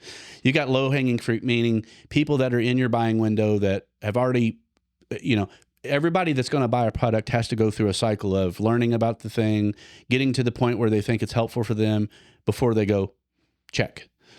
My job as a marketer would be help them, give them the information that they need to make this decision. If I become the expert in that arena and they know they can go to me and trust what I'm saying over time because of the articles that I publish or the videos that I say or whatever, I get trust. So if I get that trust and I'm an expert, like you would, like if being a therapist, if you've got enough people saying, man, he did a really good job for me, you're going to get word of mouth. You're going to get people that are just going, well, I've heard I need to hire you, so I'm going to hire you. My wife has this happen to her a lot as an attorney. She doesn't really have to sell herself anymore because her results and the things that she's gotten makes it really easy. She's like, well, here's my fee. Here's what's going to happen. I'll take care of it once this thing, and that makes her job easy. But she had to do a lot of work and a lot of pain and sweat to get to that point. But now you're here. The same thing goes with me in any structures that we build. We have to surround ourselves with people that are smarter than us. I don't want to be the smartest guy in the room. If I'm in that room, I'm in the wrong room. I want people working on things. I want fresh, clean water. I don't want the frog scenario happening to water and turning everyone gay. It's not that I have anything against gay people. Was what I just said harmful? No. If you were born gay, meant to be gay, God bless you. I love gay. I have all kinds of gay friends. But if something is getting put in the water and it's changing, if it's not natural, an evolutionary thing, then it's causing a problem, right? So your question, I think I want to circle right back around to, was who or what drives the division. And I firmly believe that there are nefarious forces out there. And I don't disagree with that, but I also think we do. To ourselves? Yeah. Yeah. And I think and this is something that I constantly think about, is like, how do I have difficult conversations well? It's easy for me. I mean, I'm a professional communicator. That's what I do all day, every day.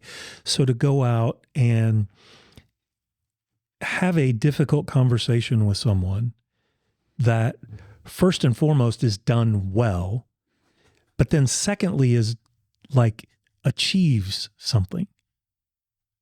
It's like, and I don't know, maybe I might be off track a little bit here, but it's like, is the conversation that you and I are having? I mean, you do podcasting, so you know how to communicate. I've done therapy. Do I though? I know how to say too many words sometimes. Say too many words sometimes. Since we're on that topic. Don't therapy me, Jeff. Damn it. It's like are the conversations done well, and are they productive? And that's where I probably struggle the most, is could I go out? Could I have a difficult conversation with somebody and I could probably do it pretty well, and I could probably articulate my points pretty well? It's how we all, again, regardless of causation, we are all contributing to the division. How do I not be a part of that so that what was your tagline? What is it? Unite the divided. Unite the divided. I think that's fucking beautiful. Mm-hmm. It's like, let's, that's what I aspire to do, is unite the divided. And I do think a couple of things, even though I know I keep coming back to this. I do think if husband and wife took better care of their relationship, and there is... Well, the man or the woman have to take better care of themselves and come to the relationship in a good spot. Well, Jordan Peterson talks about that a lot. And there is so much infidelity now, and I'm not talking about two people hooking up for sex. I'm talking about the kinds of infidelity that is the intimacy that is intended for partners. The liking of some other man or woman's photo that I know I shouldn't be doing this. The little comment that I know I'm fishing for something. Right. Those kinds of things. That kind of thing, for people, and I just see this all over. It's like, when you're doing that, you're undermining your own personal credibility. You have no integrity in your marriage. You have no integrity as a parent. You have it scales, right? And even though that may seem like, oh, Jeff, well, that's nonsensical. That's not, it's like, no, if you want to have any integrity with anyone else, you have to mine your personal integrity. Don't sit and scroll on social media when you need to go spend time with your partner. Is that initial, if you have neglected that, is that initial interaction going to go well? Nope, it ain't. It's going to be difficult. It is going to be awkward. And you have a choice. Do you want to sit and continue to scroll on your phone? Or do you want to go have that initial awkward conversation? If you've allowed technology to interfere with your connection with your children, To divide you. yeah, to divide you, then you need to put the fucking phone down or take it from your child and engage in a more productive, more meaningful way. And I do think, Chad, that's consequential, because I think it is paralyzing a lot of people that would, quote unquote, be good people. I think it is eroding their personal integrity and feeling like what we've talked about before as imposter. It's like your personal integrity, who are you when no one's looking, that matters significantly, because then when it comes time to do some of the things that you and I are talking about on a macro level, you know you lack the integrity. You know that, and that's what's keeping you paralyzed. And that is a great place for everyone to begin, because these little fuckers are so nefarious. They are so insidious. I mean, the fact that They're going to get worse. they are only going to get Or better, worse. depending on which Well, side. precisely. That's exactly right. Yeah. But I think for it to get better, we have to be mindful of our own humanity. Mm-hmm. We have to take care of ourselves, specifically in those sorts of ways.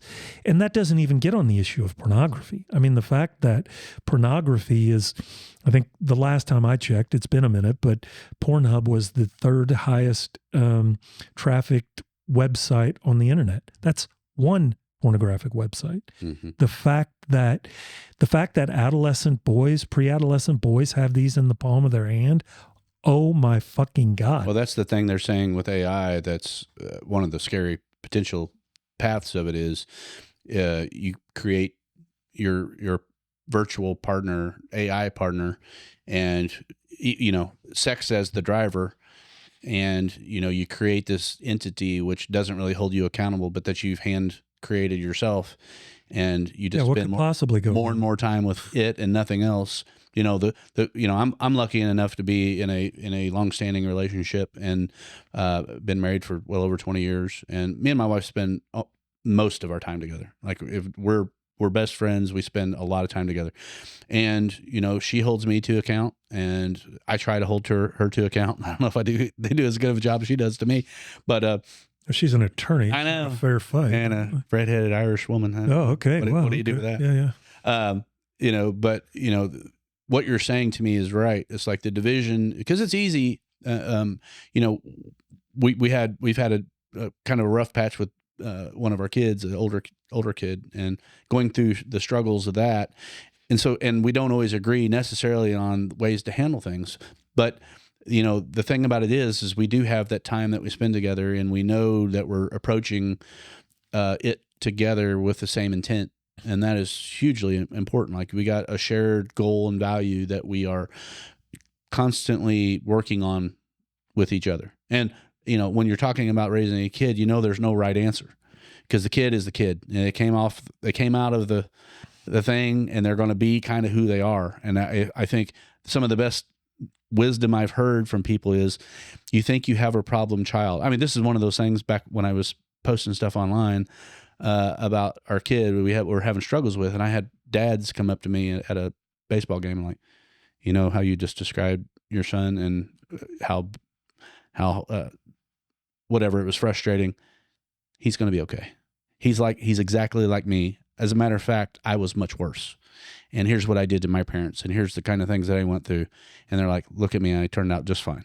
And they are upstanding people, and so there's these things that we feel, I think, as a society, we have to control and make our kids kind of in the best image of ourselves. And we touched on this a little bit in another way, but that's precisely right. That they are a reflection of us, yeah, rather than a profound being that the universe created. It's like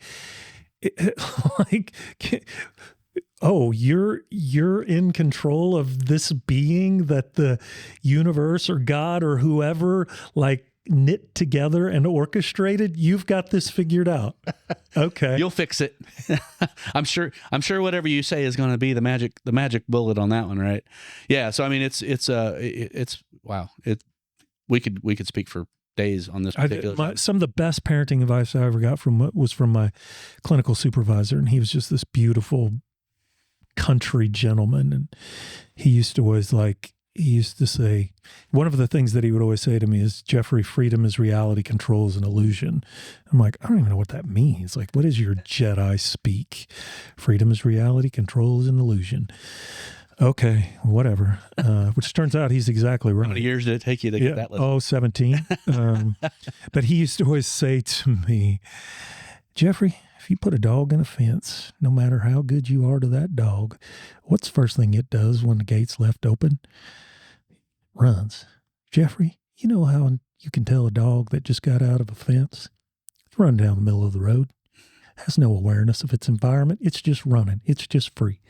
Jeffrey, where do you find the country dog? Country dog's butt's always planted right on the porch because he's got his freedom. He doesn't have to fight for it. Like, I'm probably going to have to ask what that means. No, I mean, that's pretty prophetic. Well, and I will tell you that what happens is most parents don't recognize and I'm not saying all, like this is a thin line. This is not a broad stroke, but it's like they never ask themselves, is the fence too small? And what they tend to do is when the dog starts jumping and yapping is they put it in a smaller pen rather than thinking and looking at, should the pen be bigger? Am I restricting them with some expectation, some parameter? Are they learning the lesson from being limited to exploring it, or would they be better set to go out and get bit by another dog and reflect back on that as a learning experience? Or at least having the freedom. Yeah. For that to happen. Make that choice. Yeah. And come back to the porch on their own. Right. Rather than doing that battle all over again. Yeah. And that was one of the things that and I'll be candid, it was difficult because, I'm a therapist and my kids need to be perfect and they need to make me look perfect and that. And it's like, well, that's the first way to fuck them up royally. And I didn't have rules for my kids. We worked together. I didn't have a curfew. I thought curfew's lazy for parents. It's like, if you want to stay out till 2:00 in the morning, you better have a solid fucking argument for wanting to stay out till 2:00 in the morning. If you've got a solid argument, okay, which they did. 11 o'clock, they're home. What are you doing here? I thought I had 3 more hours to myself. And it's like, if somebody can look at that power struggle and think, and again, they don't have to fight to be yanked back into the fence. They can come in to the fence at their leisure and get the protection from home because you've trusted them to do that. Then they make better decisions for themselves. I mean, to eventually, there is no fence. And that's, and that, I mean, I have been very, very fortunate. I have raised 3 children, 2 of which have such better lives than I do. I mean, they make it look like I knew what I was doing. Third one looks like he's going to pull it off. I don't want to, we'll go ahead and knock on wood. This is wood. You can knock on. Yeah, we'll go ahead and knock on wood.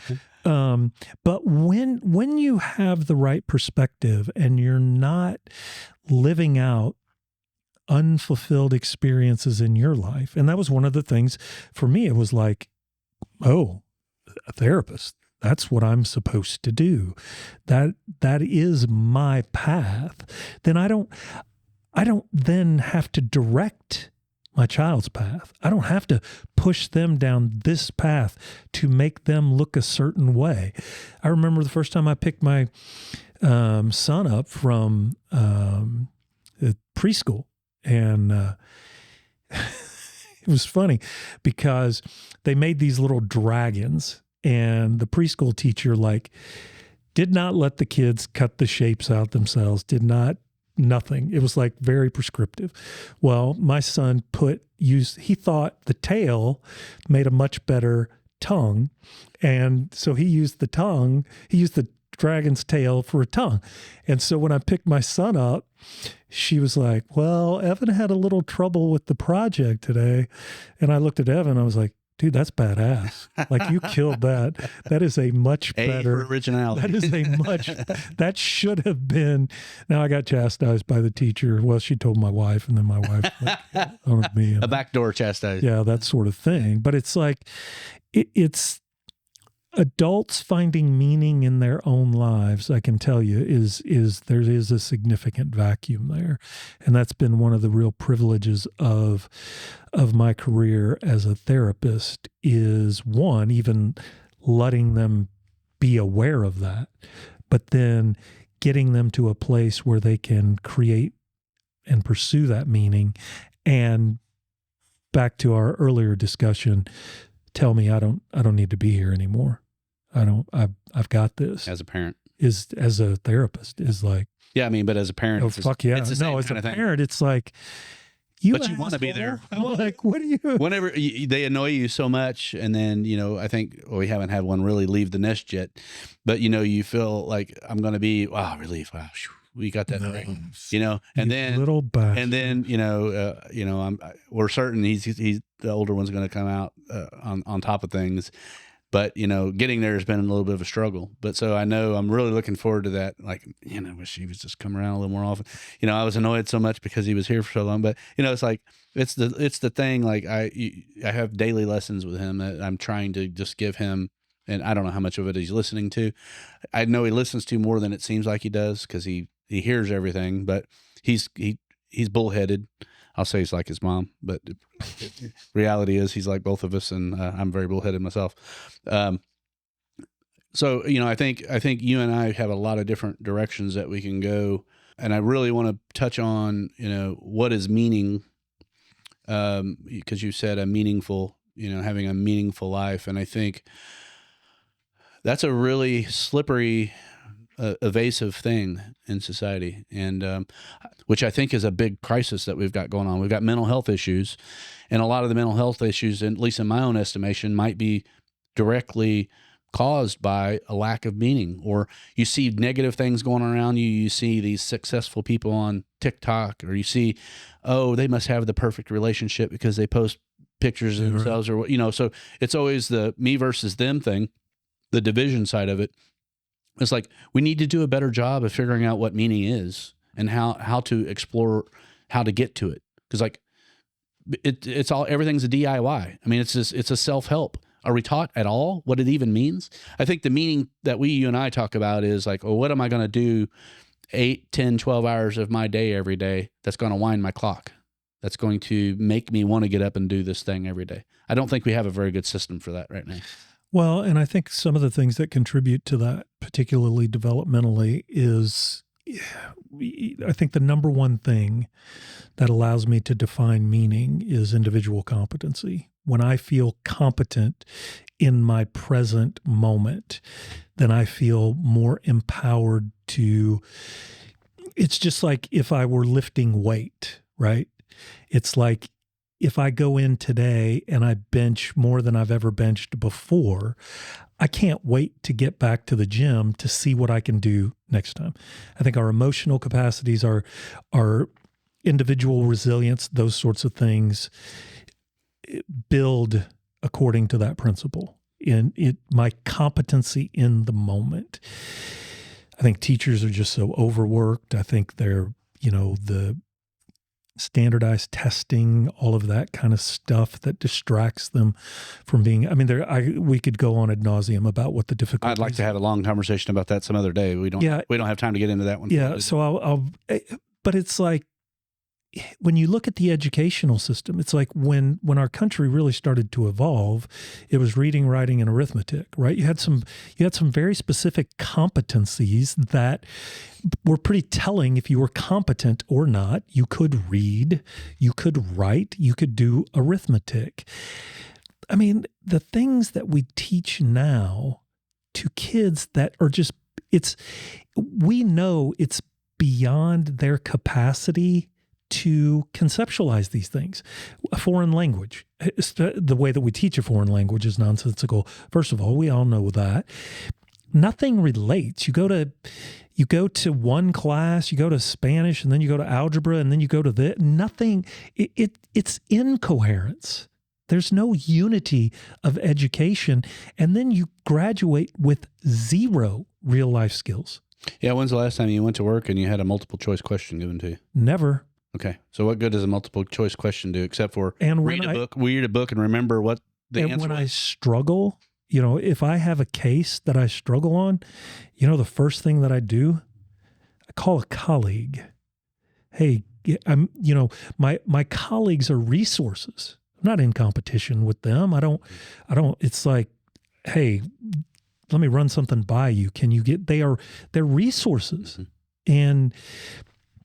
And all of that. And then particularly for young men who primarily learn through doing, like seeing physical, something, touching, feeling, smelling. Yes. And sweating. when the more that they understand something, how it relates to the real world, boys come to life. And I work with a lot of adolescent boys, and one of the things that we talk about, I've got a young man, he's killing it right now because he understands that homework is an opportunity for him to develop resilience. Like, we acknowledge homework sucks. I don't have homework. I leave and I go home and I don't do any friggin' homework. And yes, it sucks that you have to do homework because it sucks. It sucks. But now he sits down and he sees this as an opportunity to conquer my own emotional impulses and develop resilience. And when he looks at homework from that perspective, if I can sit down and make myself do this, when I graduate and I start doing something that I actually give a fuck about, I am going to be able to kill it. He doesn't sit down and look at his homework as, now I just have to memorize this stuff so that I can pass the test and then forget all of that. It's like, and when you see young men embrace that, this is an opportunity to test myself, to see if I can make myself focus for a period of time to get this done. That's how I got my son through school. I mean, we did a little stint on Adderall because it's like, yeah, dude, you need a little help, but this is cheating and we're going to cheat for a minute, but then you've got to develop the abilities. And now I'm very proud of him. He's about to start his last year in civil engineering, and I don't understand what he's talking about most of the time. And all of that is a product of, one, who he is as a young man. The universe made him well, but the way that he and I worked together on developing resilience. It's not about the grade. I mean, I'd like for you, because the grade indicates whether you understand something or not. You got a D? Okay. We didn't figure something out. We need to sit down and figure that out. A D doesn't mean that you're a piece of shit failure human being. A D means something didn't connect. So let's sit down together and let's figure out what didn't connect. Now let's take a little break, go whatever, do some Fortnite or whatever. Okay, now let's develop some resilience. Let's dig in and let's get this done. And whenever I expanded learning in that way for him, then he became self-motivated and self-regulated and could manage the process himself. Yeah, and that still may mean that particular subject or topic might be something he absolutely doesn't want to do. Almost necessarily. Good forever in his life. And that's a help to not necessarily tell you what you need to be doing, but maybe not what you don't want to be doing, right? I mean, my undergrad was mostly useless. Right. I mean, I graduated from college and I was like, shit, I have to go be an adult now? Like, what class was that in? Because adulting was not on the curriculum. I should have taken that class. And for me, it wasn't until I got to grad school where things started to connect, because almost simultaneously, I started grad school and then I started my internship. So what I was learning in the classroom, I was going and practicing the next day. And then I was coming back to the classroom for reinforcement. And then I was going and practicing it the next day, and rinse and repeat until I was fit to sit in a room with another person without supervision. And even then I probably wasn't ready, but it was like, that's how the system works. So apologies to those early clients. But all of that to say, to find meaning starts with individual competence. Like, I am handling the moment that I am in. And so now I can visualize myself doing something bigger than this moment right now, because I'm managing this moment. And if if I can't get my homework done, or my room's a mess, or any of those kinds of things, it's like I can't even recognize that I shouldn't be manifesting into the future, because I can't handle this moment. And for a lot of men, we got shortchanged in that regard. It's like we got into a job, and not for all men, and I don't mean, but for many men, it's just we got a job that paid some bills, so we bought some more shit, and now we got to pay those bills, and then you can't stop because you're right. And we got a little bit more money, and now we have to keep doing that, and it's like got stuck in that cycle, and then subsequently haven't been able to think like, what is it that I would really want to do? Some men are perfectly content doing that, and that's awesome, because they do really, really hard jobs. And we need that. Yes, that keep these lights on and these microphones working and these cameras recording, all of those sorts of things. If a man is satisfied in that, that is fantastic. Mm-hmm. But if they're not, there is a reason for that, and things that can be done, but it does start with individual competence. Very cool. Well, I think that talks about meaning a lot. And I think probably for today we can wrap this up, but kind of what I'd like to impart back to you and to anyone at home that's listening is, if you and I are deciding we're going to continue talking at some level and having these conversations, for me, there needs to be, for this particular podcast, this particular mission on this podcast. Now, there could be another one that we're totally focused on something else topically. I'm hoping to continue better explaining the mission that I'm trying to accomplish, bringing people that are highly intelligent to the table, giving them an idea of what it is that I feel is like a potential way that we can move in a better direction. And I want friction. I want pushback. I want, if we continue talking, then you come back to the table and say, well, I'm really listening to this concept. I think it's good, or I think it needs work here. I think it needs these things. And, this concept, I'm not trying to create an apparatus and sell the product and own the product. The product itself needs to be owned by humanity. It needs to be open source. It needs to be something that is I can't put my finger on the scale and audit or edit or own the data. That is no way, shape, or form what I'm trying to do here. It's more of the idea and the coming together around something that I think is the most important part. But honestly, like I told you, I think in the last time we sat down, is like if next 2.0 pandemic comes through, or another climate emergency that we all have to make a massive, fast decision, I would really like a team of people in a room that I can ask questions to know how I want to respond to it with my family, and what is the safest, best path. What are these, like, not necessarily like-minded people, but people who have seen things in the past, acknowledged them, made a hypothesis, and have been mostly right over time and over time and over time. If we all could have access to that, it's going to not allow what just happened for the last few years to happen. I want that in my world. I want that in my life.